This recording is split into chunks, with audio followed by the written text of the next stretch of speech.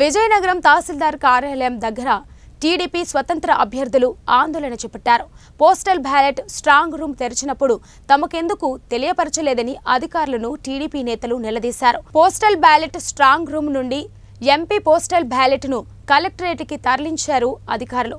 YCP నేతల సమక్షంలో strong room తెరవడానికి టీడీపీ నేతలు అభ్యంతరం వ్యక్తం చేశారు. విజయనగరం నియోజకవర్గం సంబంధించి పోస్టల్ బ్యాలెట్ లో ఓటర్స్ ని ఇక్కడ ఎంఆర్ఓ ఆఫీసులో స్ట్రాంగ్ రూమ్ లో ఉంచడం జరిగింది.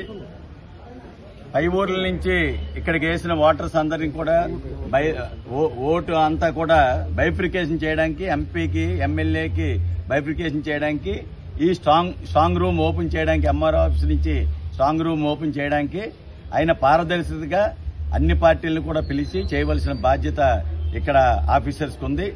కానీ మాకైతే మాత్రం తెలుగుదేశం పార్టీ మేము అపోజిషన్ లో ఉన్న పార్టీలో మేజర్ గా ఉన్నాం.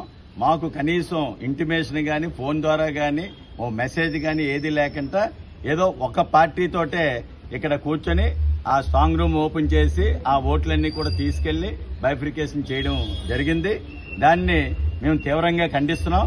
వెంటనే ఆర్ఓ గారికి కూడా మేము ఇమ్మీడియట్ గా చెప్పడం జరిగింది.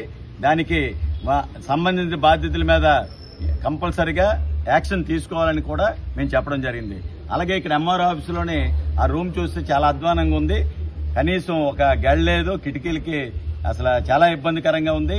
ఇలా ముట్టుకుంటే వెళ్ళిపోయే పరిస్థితిలో ఉంది. అలాంటి స్ట్రాంగ్ రూమ్ లో రేపు రాబోయే కాలంలో భవిష్యత్తుని ఈ రకంగా చేయడం అనేది కూడా నిజంగా చాలా ఇబ్బందికరమైన పరిస్థితి. దాని మీద కూడా మేము ఇమ్మీడియట్ గా ఈ రోజు రాత్రికి రేపు ఉదయం లోపుగా అవన్నీ కూడా కిటికీలన్నీ మూసి గోడ కట్టించాలి. అలాగే మొత్తం అన్ని కూడా పద్ధతిగా చేయాలని చెప్పేసి మేము చెప్తున్నాం. అయినప్పటికీ కూడా మమ్మల్ని విస్మరించి, మా పార్టీని విస్మరించి వాళ్ళు ఈ రకంగా చేయడం అనేది మేము పూర్తిగా ఖండిస్తూ ఆ సంబంధిత అధికారుల మీద కూడా ఇమీడియట్ గా యాక్షన్ తీసుకోమని చెప్పడం జరిగింది.